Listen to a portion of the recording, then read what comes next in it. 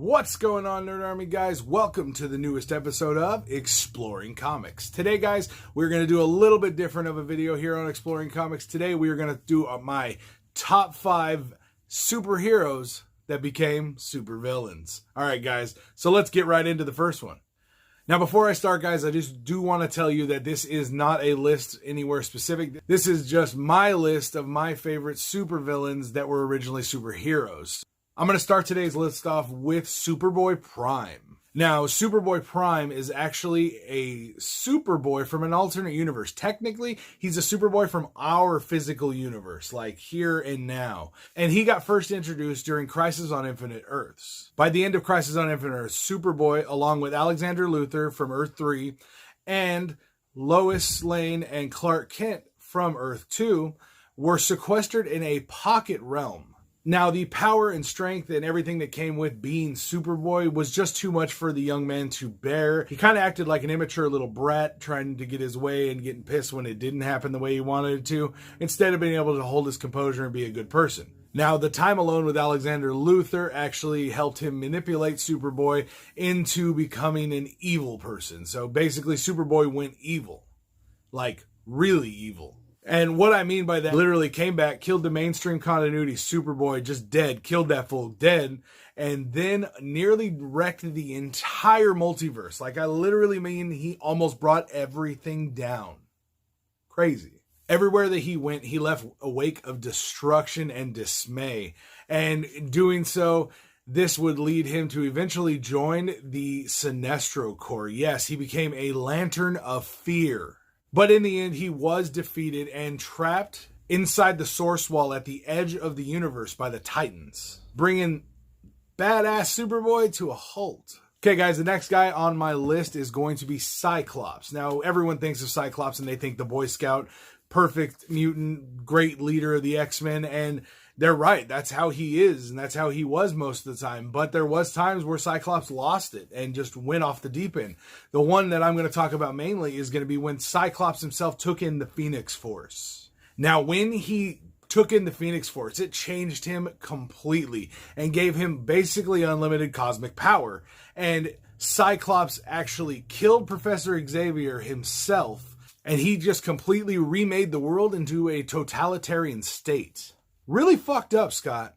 Now, the next one on my list is going to be the Ultimates Universe Reed Richards, also known as the Maker. Now, in the Ultimates Universe, the Fantastic Four got their powers in a completely different way. Basically, what they did is they went to the negative zone. There was an accident in the negative zone, causing them to gain abilities and powers.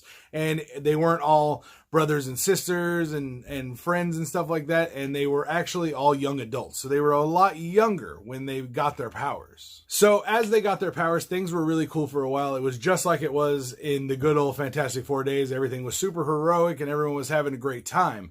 But eventually, shit would fall apart in this universe. What had happened is during Ultimatum, the world nearly ended. Like, everything was basically almost fucking done. I mean, I know that happens a lot in comics, but as the world almost ended, the team disbanded, broke up, went their separate ways. Reed did propose to Sue, but in this universe, she turns him down, fracturing his psyche. And then on top of all of that, his childhood home was bombed. This experience didn't only scar him physically, it actually just destroyed him mentally and emotionally. He would drop everything from that point on, use his superior intellect to do heinous acts and deeds all over, and would adopt the moniker The Maker. Okay, guys, next on my list is going to be Jean Grey. So everyone knows this story, the Phoenix, Dark Phoenix. And it's a story that's told for a reason, because this is one of the biggest turnarounds for a superhero. Jean Grey was an amazing person, and then boom, Phoenix Force comes flying in. Now, they've done this a couple different ways in the comics, whereas the Phoenix Force was an entity where originally it was inside her. So it's been done many different ways. Jean Grey was always extremely powerful and a very gifted mutant, very gifted telepath and telekinetic abilities.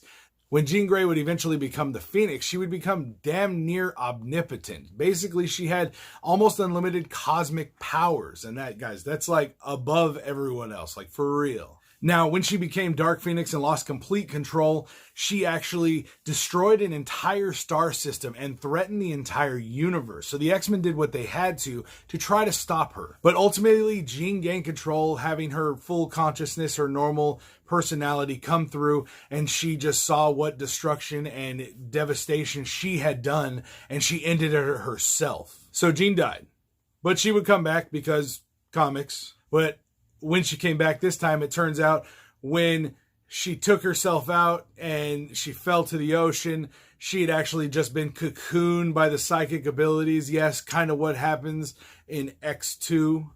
And then she would die again. But before she died, she was actually able to tap into the Phoenix power herself without losing control and without being pushed out of her body and possessed essentially by Dark Phoenix.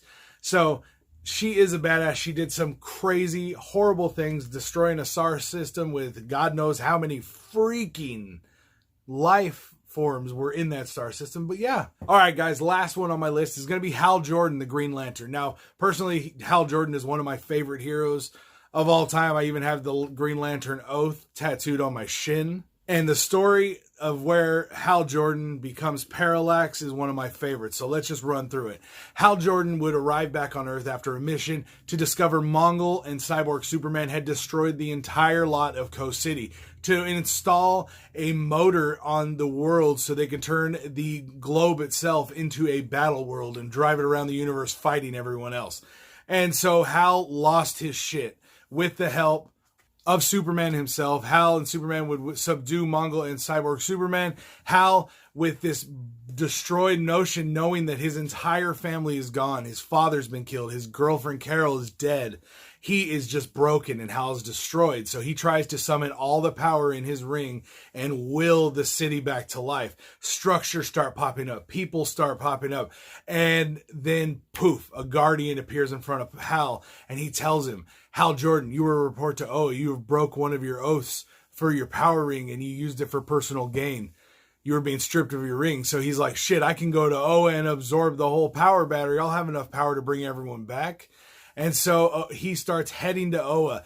And so the Guardians, in response, start sending Green Lanterns to fight him. Hal has to take on a bunch of his comrades, his friends, who he's fought alongside many times. And Hal Jordan starts killing the other Green Lanterns, tearing their rings from their hands when they're dead and putting them on himself, walking around with a grip of rings, looking like a crazy son of a bitch.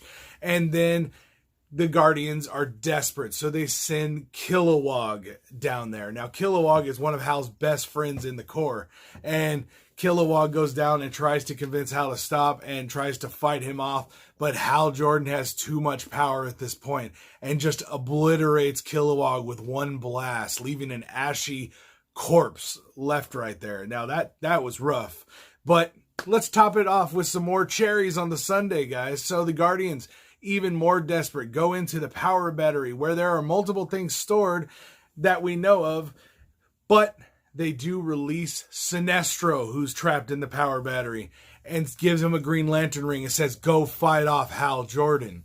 And so Sinestro's like, fuck it. He starts heading off, and then what happens? Hal Jordan kills Sinestro, wrecking everyone, killing all these Green Lanterns. Then he throws all the rings down and sees the power battery, goes over there, absorbs the entire power battery, and boom, Hal Jordan is gone.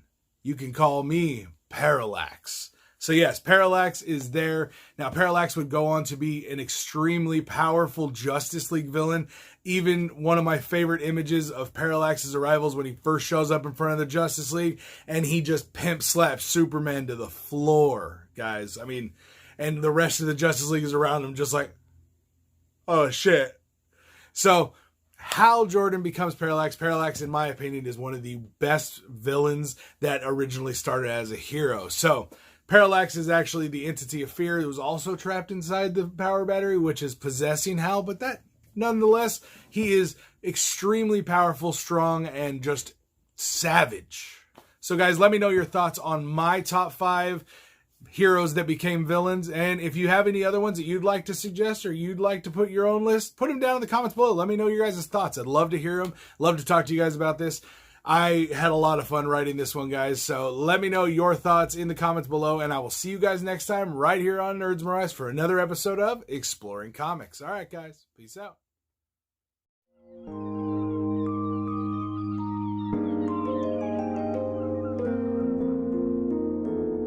Yo.